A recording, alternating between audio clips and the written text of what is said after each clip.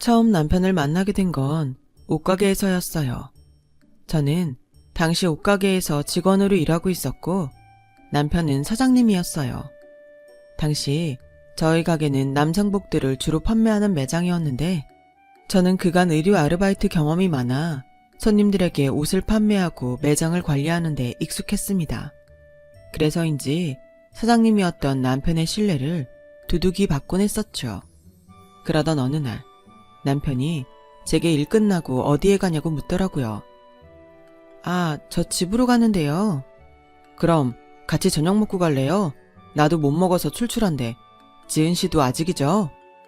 그때 남편이 사장님이긴 했지만 직원들한테 밥도 잘 사주고 워낙 직원들과 거리낌 없이 잘 지내는 편이라 그냥 직원 밥 한 끼 사주려나 보다 했어요. 저한테 딴 마음이 있을 거라곤 상상도 못했죠.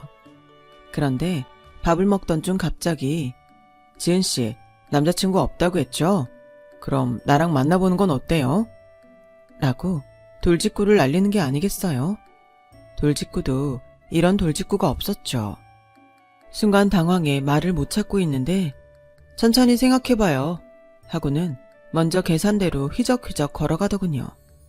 그날 남편은 저희 집까지 굳이 바래다주고 싶다 해서 집까지 절 태워다 주었고 제가 들어가는 걸 보고 난 후에야 출발을 했습니다.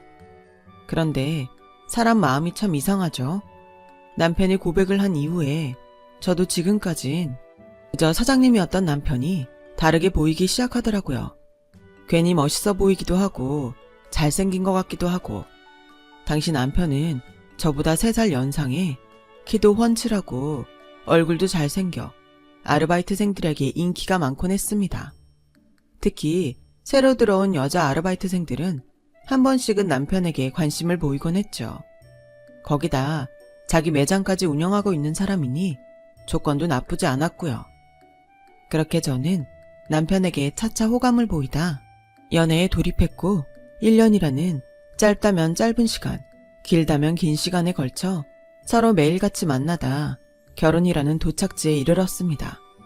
제일 먼저 저희가 한 건 서로의 부모님을 찾아뵙는 거였어요.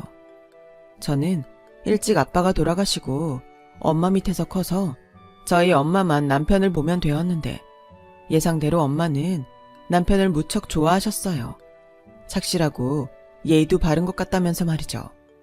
그런데 아무래도 시부모님을 뵙는 자리는 좀 걱정이 되었어요. 하지만 걱정과 달리 시부모님께선 그래, 지은이라고 했지? 아우, 예쁘게 생겼구나. 얼른 오렴. 이제 우리 한 식구니 시어머니라 너무 어렵게 생각 말고 편하게 부탁하고 싶은 거 있음 다 해. 하며 저를 반갑게 맞이해 주시더라고요.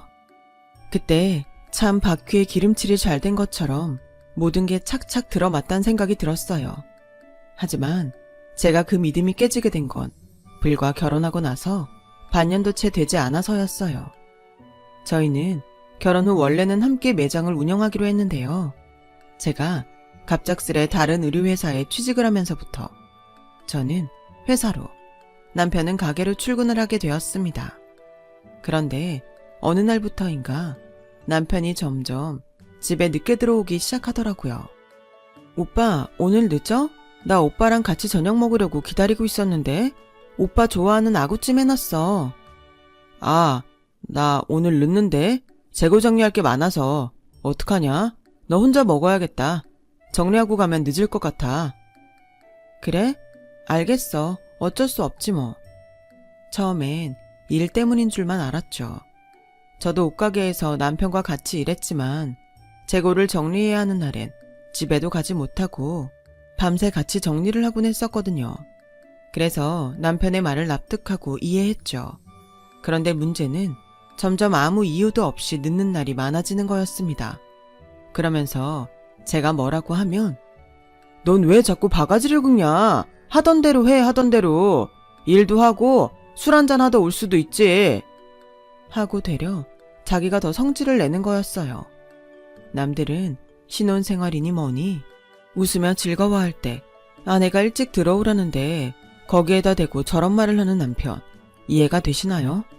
저는 순간 가슴속에서 열불이 나 어느 날은 참다 남편에게 빽 소리를 지르고 말았어요. 지금 장난해? 오빠 이거 몇 번째야. 그놈의 일핑계 그만 대고 당장 들어와. 안 그럼 이혼이니까. 제 말에 남편은 겁을 먹은 건지 그제야 조심스레 집으로 기어 들어오더군요. 그러면서 제게 하는 말이 앞으로 자기 하는 일에 간섭하지 말라는 식의 말들을 늘어놓더라고요. 기가 막혔어요. 여보, 우리 지금 결혼한 지 1년도 안 됐어. 그럼 일찍 들어와서 나랑 연애할 때처럼 시간도 보내고 할 수 있잖아. 우리 서로 결혼했다고 소홀해지지 않기로 했잖아. 누가 소홀해진대. 그게 아니고 나도 일이 바쁘고 하니까 서로 각자의 시간을 좀 갖자는 거 아니냐. 왜 말귀를 못 알아들어? 뭐? 지금 누가 누구 보고 말귀를 못 알아듣는데 당신 말 다 했어? 그렇게 그날 저흰 처음으로 격한 부부싸움을 하게 되었고, 그리고 일어나면 눈도 서로 안 마주치는 냉정기를 갖게 되었어요.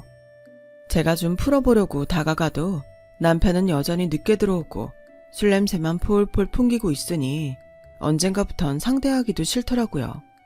결혼은 내가 왜 했나 싶고 이 사람이면 함께 행복할 수 있을 줄 알았는데 어디서부터 꼬였나 싶었어요. 정말 별의 별 생각이 다 들었던 것 같아요. 그렇게 저는 신혼 1년차 하루하루를 눈물로 보내게 되었어요. 하지만 가뜩이나 힘든데 여기에 더 저를 힘들게 했던 사람이 바로 저희 시어머니였어요. 얘, 너 우리 진원이 밥 챙겨 먹였지? 걔는 내가 어렸을 때부터 뜨뜻한 밥 해먹여서 밥은 꼭 따뜻하게 해줘야 해. 괜히 냉장고에 밥 넣어놓고 전자레인지 돌리지 말고 밥은 꼭 새밥으로 해라. 어? 아 맞다. 그리고 너 이거 여기 먼지 좀 봐라. 내가 냉장고 정리는 수시로 하라 했잖아. 안 그럼 먼지 쌓인다고. 네 어머니, 밥은 잘 해먹이고 있어요. 걱정 마세요. 원래 시어머니는 저희 부부가 살았던 서울에서 좀 떨어진 지방에 살고 있으셨어요. 그런데 갑자기 시아버지가 돌아가시면서 살던 집을 정리하시고 이곳 근처로 오시겠다고 하더라고요. 아무래도 시아버님 돌아가시면 혼자 사시는 게 얼마나 적적하실까 싶어 안쓰러운 마음에 이리로 오시라고 알겠다고 말했지만 솔직히 이럴 줄 알았다면 반대했을 겁니다. 우선 저희 집 바로 옆동으로 이사 오실 줄도 몰랐고 밥 먹듯이 매일 드나드실 줄은 상상도 못했거든요. 어떻게 보면 이 기회에 아들이 매일 늦게 들어오고 술 마시고 하는 걸 보시게 되니 잘 된 거라 생각하기도 했어요. 그런데 웬걸. 얘, 남자가 밖에서 일하고 돌아다니면 술도 마시고 할 수 있는 거야. 그런 것도 못하면 어떻게 사회생활하니? 너도 사회생활해서 알잖아. 그러니 그런 거 가지고 괜히 애 피곤하게 뭐라 하면 안 된다. 너, 내가 우리 아들을 잘 알지만 우리 아들은 건전하고 바르게 큰 애라 딴짓은 안 해. 하고 말씀하시더라고요. 어머니, 저도 사회생활 해봐서 아는데요. 회식 자리는 참석하는 게 맞지만 진환 씨는 사장님이잖아요. 일주일에 2-3번씩 회식 자리가 있는 게 말이 되나요? 그럼 그걸 자기가 주도했단 말인데 말이 안 되지 않을까요? 어머? 너 어디서 말대답을 그리 따박따박 하는 거야? 니네 집에서 그러라고 가르쳤어? 그리고 지금 내 앞에서 우리 아들 헐뜯는 거야? 너, 네 남편 그렇게 헐뜯으면 좋으니? 우리 진환이가 무슨 알코올 중독자도 아니고 남자가 그 정도 술 먹는 건 괜찮은 거야. 아무것도 모르면서 얘는? 시어머니한테 말대답이나 하고 너 당장 나한테 사과해라. 말도 안 되는 이유로 제게 수치심을 안겨주며 죽어라 아들 편을 드는 시어머니를 보니 할 말이 없더라고요. 시어머니가 물론 무조건 제 편을 들어주리라 기대하진 않았지만 솔직히 허탈했어요. 시집 오기 전엔 귀한 며느리가 우리 집에 와서 좋다. 친엄마처럼 잘해줄게 하시던 분이 대놓고 구박에 잔소리에 거기다 철없는 남편 편까지 자처하시니 실망스럽고 사람을 너무 쉽게 믿은 제가 싫어지기까지 했어요. 결국 기댈 데가 친정밖에 없더군요. 엄마, 뭐해? 엄마 일하지. 왜? 무슨 일 있니? 아니, 그건 아니고 그냥 엄마 목소리 듣고 싶어서 전화했어. 목소리 듣고 싶다는 애가 왜 이리 힘이 없어? 무슨 일 있어? 사위가 힘들게 해? 엄마의 따뜻한 목소리를 듣자 곧바로 제가 가진 고민과 슬픔을 죄다 엄마에게 털어놓고 싶었어요. 엄마에게 다 털고 나면 조금은 저도 후련해질 수 있을 것 같았어요. 그런데 막상 엄마 목소리를 들으니까 또 입이 안 떨어지더라고요. 시집간 지 얼마 되지 않은 딸이 이러고 산다 하면 엄마 마음이 너무 상할 것 같았어요. 그래서 그냥 아무 일 없다 하곤 서둘러 전화를 끊고선 혼자 엉엉 베개에 얼굴을 묻고 울었습니다. 그때 제 모습이 지금 생각해도 너무 초라해서 그날만 생각하면 아직도 가슴 언저리가 아파오곤 해요. 그렇게 남편은 점점 집에 들어오지 않고 그러던 어느 날 일이 터져버렸어요. 어쩌면 예상했어야 할 일일지도 모르겠어요. 어느 날 남편이 술에 취해 들어와 잠꼬대를 하는데 어떤 여자의 이름이 들리더라고요. 민정아, 민정아. 남편은 잠꼬대를 하면서도 실실 웃었고 그러면서도 계속해서 그 여자 이름을 중얼거렸어요. 순간 기분이 쎄하더라고요. 저는 곧바로 평소 안 하던 짓을 했어요.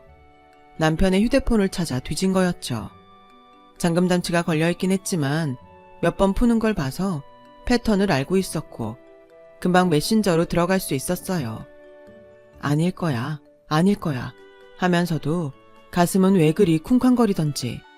다행히 메신저로 들어가 모든 통화 기록과 문자 기록을 확인했는데 민정이란 이름은 그 어디에도 없었어요.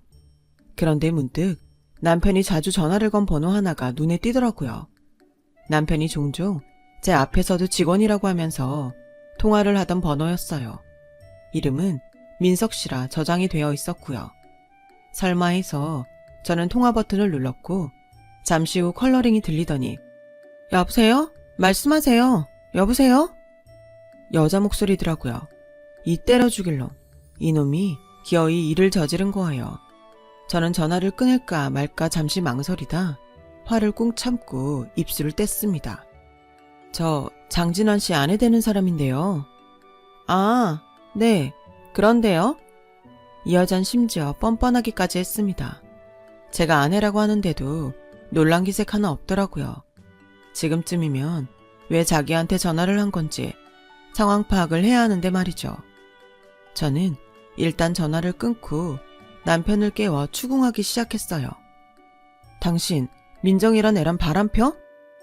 뭐? 민정이? 걔가 누구야?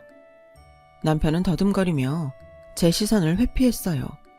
딱 보니 바람이 맞았죠. 순간 맥이 탁 풀리면서 피가 차게 식더군요.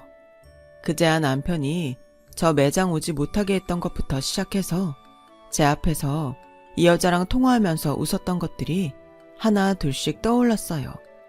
전 그대로 남편을 벽에 세워두고 가슴을 퍽퍽 치며 네가 인간이냐고 어떻게 그럴 수 있냐 소리를 쳤습니다. 남편도 그땐 상황의 심각성을 느꼈는지 아니라고 발뺌하다가 나중엔 결국 무릎을 꿇더군요. 한 번만 봐달라고 다음부터 이런 일 없을 거라고요. 내가 그 말을 어떻게 믿어? 정말이야 지은아. 정말 맹세할게. 내가 우리 엄마 이름 걸고 내 이름 걸고 맹세할게. 나 진짜 바람 안 필 거야. 전 남편을 도저히 믿을 수 없었어요. 이미 남편은 신혼 초 때부터 저에게 신뢰를 잃은 터였고 저와 남편 사이엔 사랑도 하다못해 정도 남아있지 않았어요. 그냥 애 들어서기 전에 얼른 이혼하는 게 답이란 생각이 들더군요. 그래서 저는 친정엄마에게 어렵게 이 일을 알렸고 시어머니에게도 이혼하겠다는 의사를 밝혔습니다. 하지만 남편은 끈질기게도 계속해서 제가 당시 머물고 있던 친정집을 찾아와 저를 설득했어요. 지은아, 우리 너무 감정적으로 이러지 말자. 이성적으로 생각해보자고. 응? 이성적? 지금 내가 이성적이게 생겼니? 너 때문에 졸지에 이혼녀 되게 생겼는데? 아니다. 널 믿고 결혼한 내가 바보지. 내가 멍청하지. 남편은 제가 펄펄 뛰며 화를 내는데도 꼼짝 않고 사흘 내내 저희 집 앞에서 얼쩡거렸어요. 나중에 저희 친정엄마가 물이 가득 담긴 양동이를 들고 오자 그제야 무서워서 후다닥 자기 차로 뛰어갔지만요. 남편의 우스꽝스런 뒷모습을 보니 제가 정말 뭐 믿고 저 인간과 결혼한 건지 과거의 저를 찾아가 물어보고 싶더라고요. 당시 엄마는 제 마음이 어떤지 누구보다 잘 알기에 저를 많이 위로해 주었어요. 요즘 세상에 이혼 별거 아니야. 진아, 너만 괜찮으면 돼. 너만 아무렇지 않으면 되는 거야. 엄마의 말을 듣다 보면 정말로 세상 일이 아무렇지 않게 느껴지고 이 상황마저 조금은 낙관하게 되더라고요. 하지만 그렇게 모든 게 마무리되나 했는데 하나가 제 발목을 잡고 말았어요. 정말 생각지도 못한 상황이었죠. 엄마가 차려준 밥을 먹다가 갑자기 속이 미식거려 화장실로 뛰어갔다가 구토를 했는데 생각해보니 주기가 넘은 지도 한참 되었단 생각이 번쩍 들면서 미심쩍더라고요. 설마 하는 마음에 떨리는 손으로 테스트기를 사보았는데 설마가 사람을 잡더군요. 엄마, 나 어떡해. 비명처럼 내지른 그 말에 저희 엄마도 당황하기 마찬가지였습니다. 엄마는 며칠 밤을 엉엉 우셨어요. 우리 딸 불쌍해서 어쩌면 좋냐고 하면서요. 저 역시 며칠 밤을 꼬박 새며 고민하고 또 고민했어요. 그리고 결론부터 말씀드리면 저는 남편에게로 돌아갔어요. 죽어도 돌아오기 싫었지만 그렇다고 애를 지우자니 그건 못하겠어서 여기 온 거야. 당신 마지막으로 기회 주는 셈 치는 거니 앞으로 잘해. 그리고 남편은 싱글벙글 웃으며 연신 고개를 끄덕였어요. 시어머니도 제가 돌아왔다는 소식을 듣자 곧바로 집으로 오셔선 전과 달리 제 눈치를 조금 보시더라고요. 솔직히 남편이 다시 바람피진 않을까?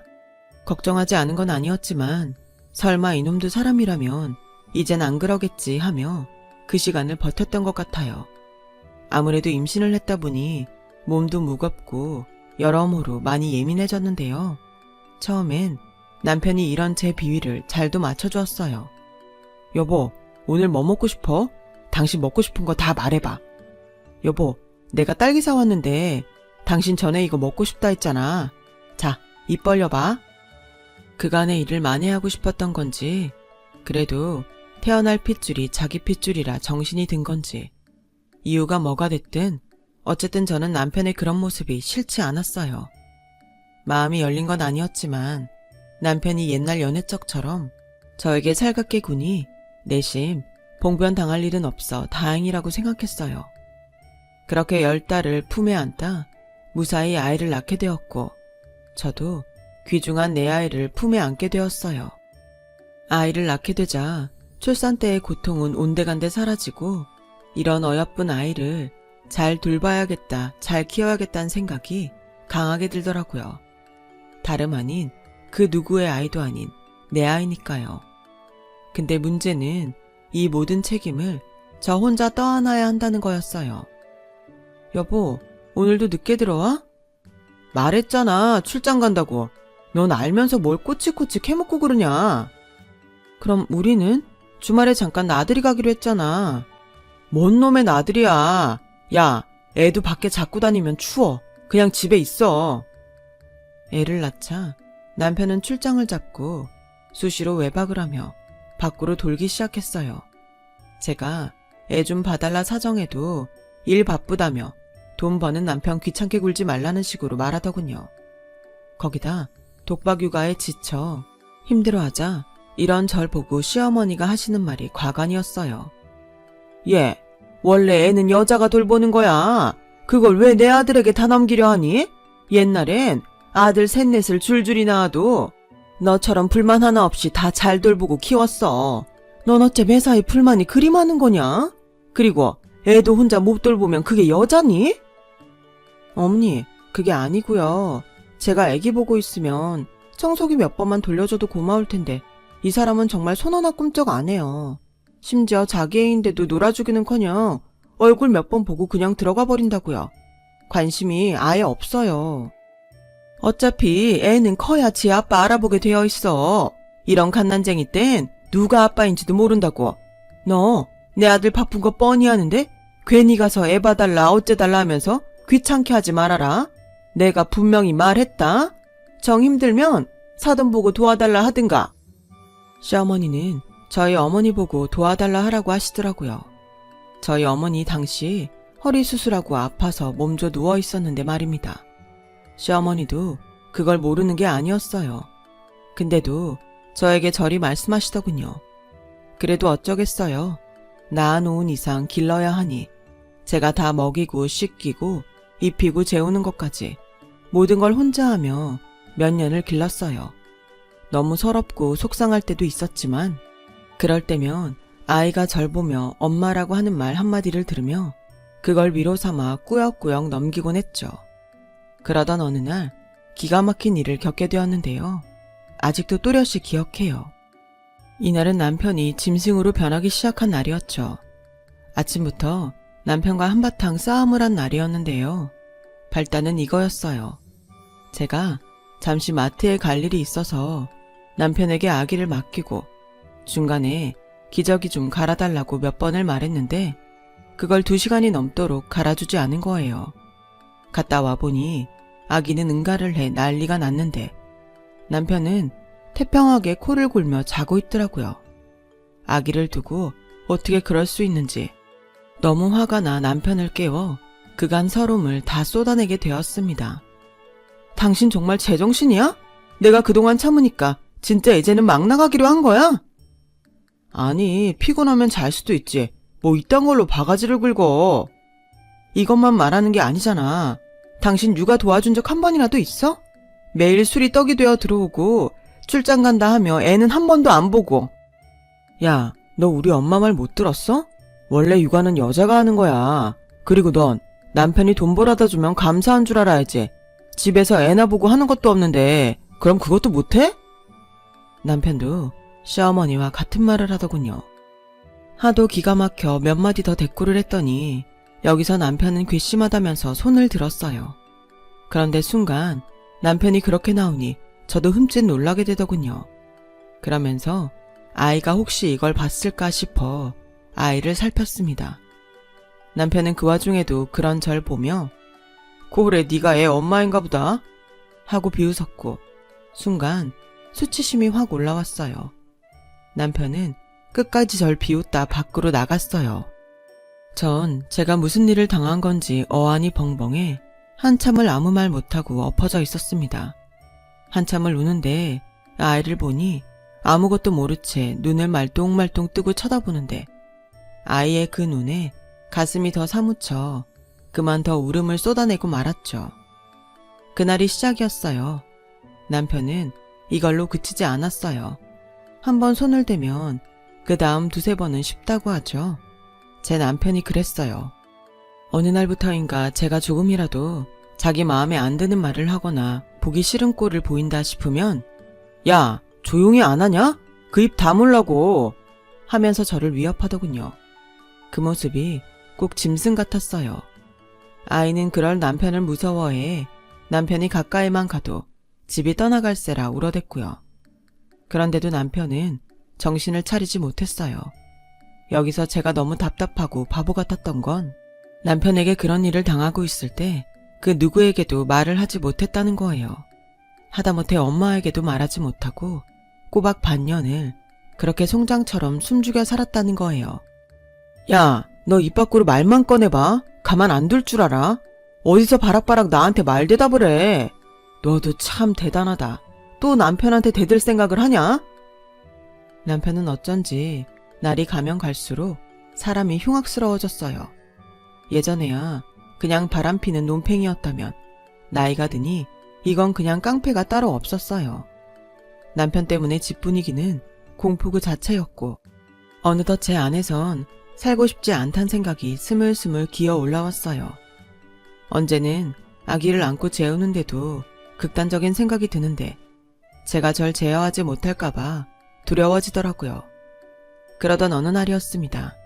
제가 드디어 남편을 피해 집으로 도망 나오게 된 사건이 일어났는데요. 그날은 하필 시어머니까지 다 있는 명절날이었어요.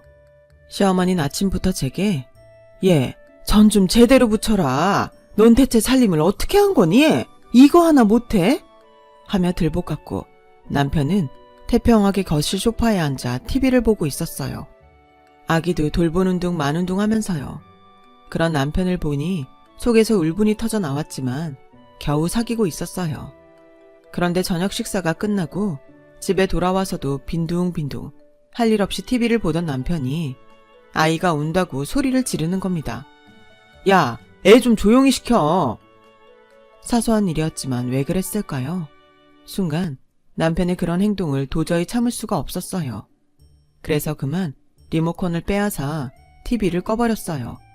역시나 남편의 매서운 눈이 제 쪽으로 향했고 제게 한마디 할 기세로 앞에 서더군요. 너 지금 뭐 한 거냐? 저한테 따지는 남편 얼굴이 불그락 푸르락 변해가는데 그 흉한 얼굴 내 아이에겐 보여주고 싶지 않아 아이가 남편을 보지 못하도록 그 앞에 섰어요. 그리고 싸움이 시작되었죠. 너 지금 내 리모컨 뺏은 거야? 오늘 명절날이라 우리 엄마한테 잔소리 좀 듣고 하더니 그걸 지금 나한테 화풀이 하고 싶은 거야? 어? 주제도 모르고 말이야. 우리 엄마 말 맞다나 없는 집에서 시집와서 육아만 하고 있으면 고맙게 생각할 줄 알아야지 못하는 짓이야. 제발 정신 좀 차려라. 응?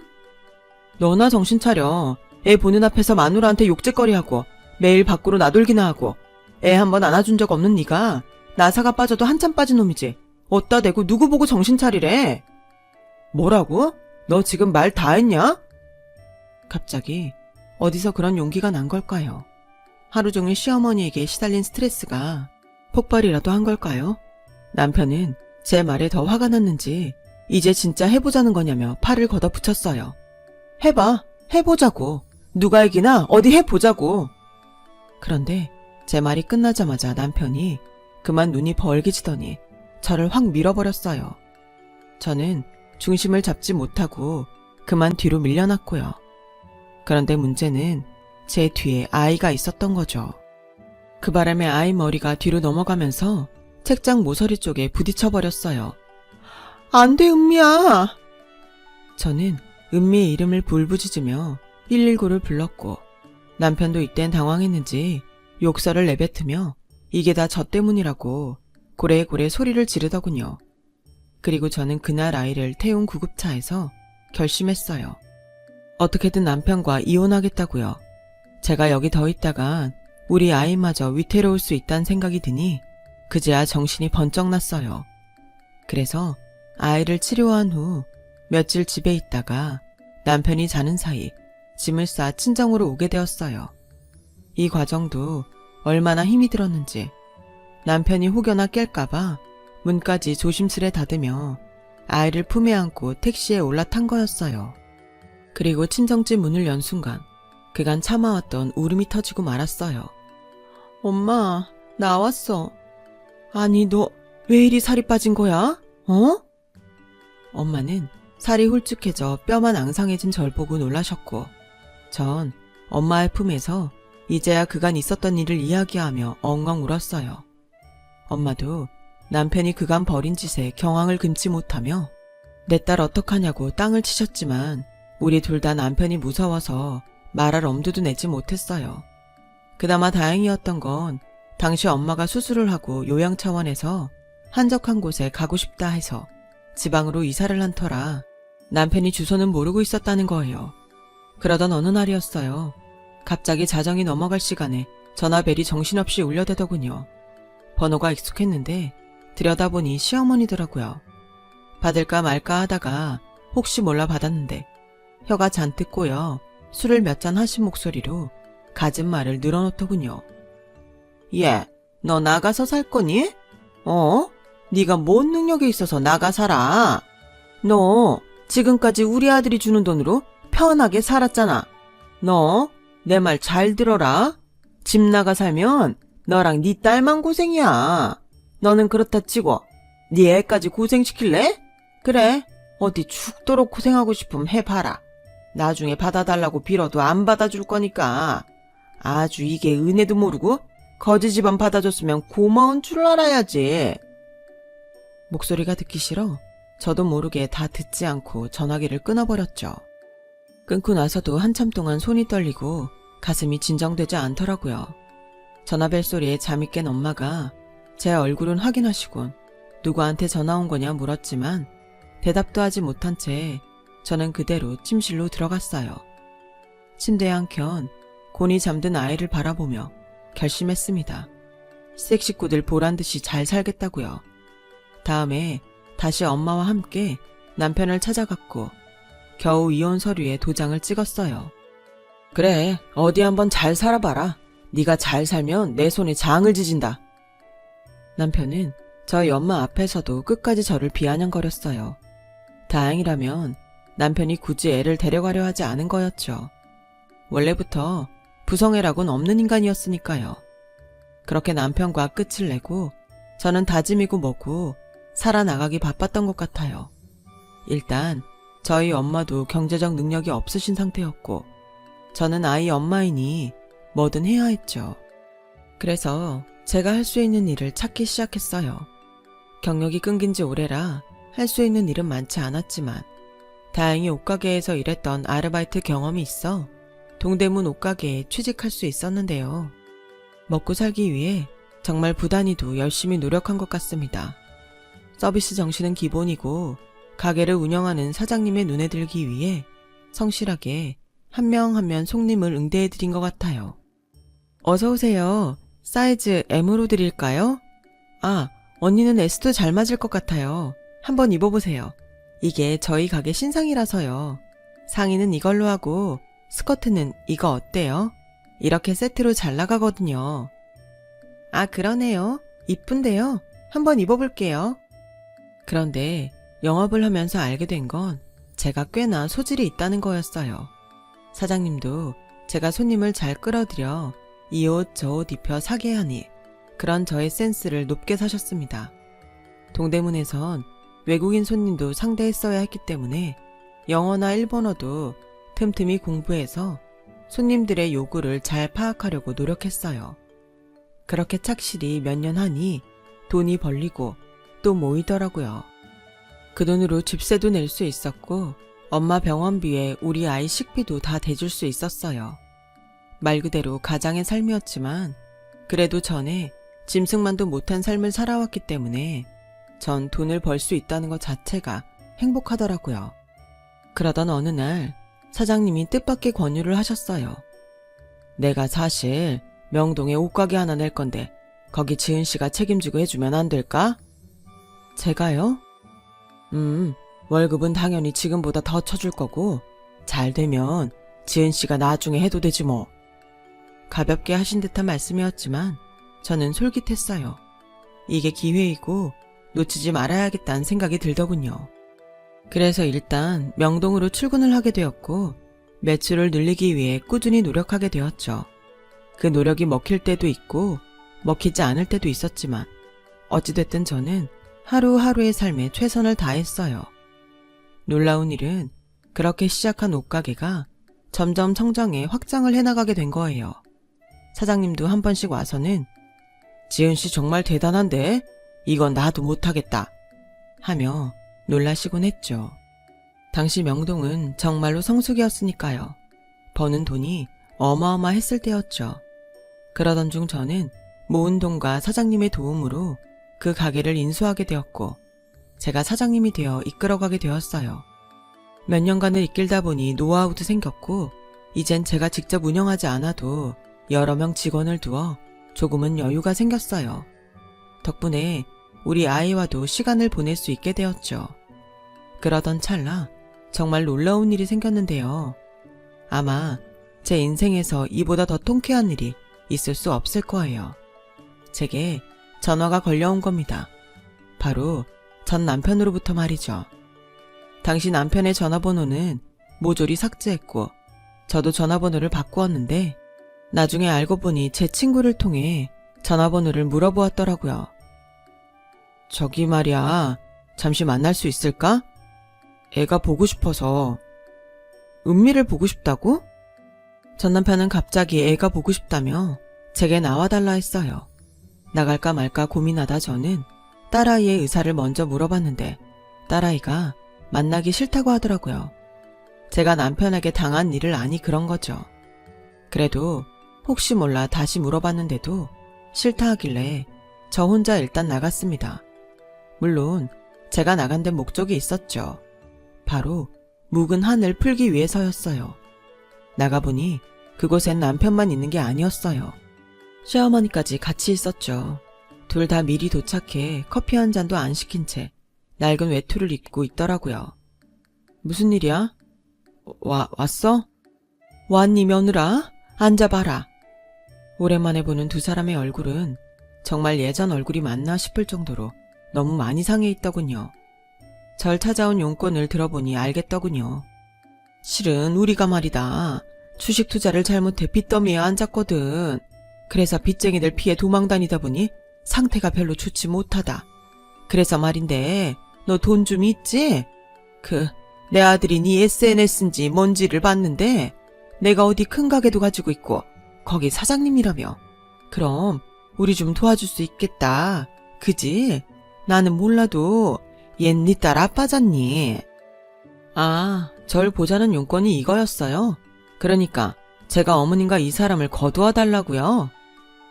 꼭 그렇다기보단 아님 네가 돈이라도 좀 빌려주면 우리가 몇 배로 갚아주마. 우리가 그 방면에선 아주 도사들이야. 어머니, 돈 앞이니 못하는 소리가 없네요. 도사들인데 이렇게 되셨나요? 죄송한데 저는 돈 못 빌려드리고 애 아빠라는 이유로 부양할 의무 없습니다. 그런데 제가 일이 세게 나오자 역시나 남편이나 시어머니나 본색을 드러내더군요. 남편은 곧바로 욕설을 내뱉었고 시어머니는 인상을 팍 찌푸렸어요. 야, 나 은미 아빠야. 네 애 아빠라고. 네가 이런 독한 인간인 거 애는 아냐? 아냐고. 나 독한 사람인 거 내 딸이 잘 알지. 너랑 있었던 그 괴로운 시간도 버텼잖아. 그러니 독하지. 내가 안 독하면 이렇게 살아있겠니? 근데 똑똑히 들어. 나 여기 나온 이유 하나야. 당신 인생 똑같이 수치스럽게 하려고. 나 무시하고 우습게 여기면서 함부로 주먹 휘둘렀지? 그거 다 증거 싹 모아서 소송이든 뭐든 걸어서 당신 더 망하게 할 수도 있어. 그러니까 앞으로 연락도 하지 말고 애도 찾지 마. 한 번만 더 나한테 욕짓거리 했다간 당신 그나마 가진 거 다 뺏길 줄 알아. 저는 그리 말하고 나와버렸습니다. 물이라도 뿌려주려 했는데 이미 바닥으로 치달은 두 사람에겐 그럴 필요도 없겠다 싶더라고요. 시어머니는 그래도 먼 미련이 남았는지 절 따라오려 했지만 그러지도 못하게 제가 먼저 차를 타고 출발해버렸어요. 요즘 저는 시원하게 복수를 해서 그런지 10년 묵은 갈증이 내려간 것처럼 가슴이 시원해요. 사실 떳떳한 삶을 살고 있으면서도 한 번쯤은 길거리에서 우연이라도 그 인간들 얼굴 마주치고 싶었는데 이렇게 직접 전화까지 걸어주니 얼마나 고마운지 몰라요. 어쨌든 저와 저희 딸 힘든 풍파를 견디고 살아온 만큼 앞으로 더 잘 살아가겠습니다. 지금까지 저희 이야기 들어주셔서 감사해요. 저 같은 사람도 잘 버티고 살았답니다. 혹여나 지금 어딘가에서 힘든 시간을 살고 계실 여러분들도 오늘 하루 부디 힘내세요. 여러분, 사연 댓글에 응원과 현명한 조언 부탁드려요. 좋아요와 구독은 저에게 큰 힘이 됩니다. 오늘도 좋은 일 가득하세요.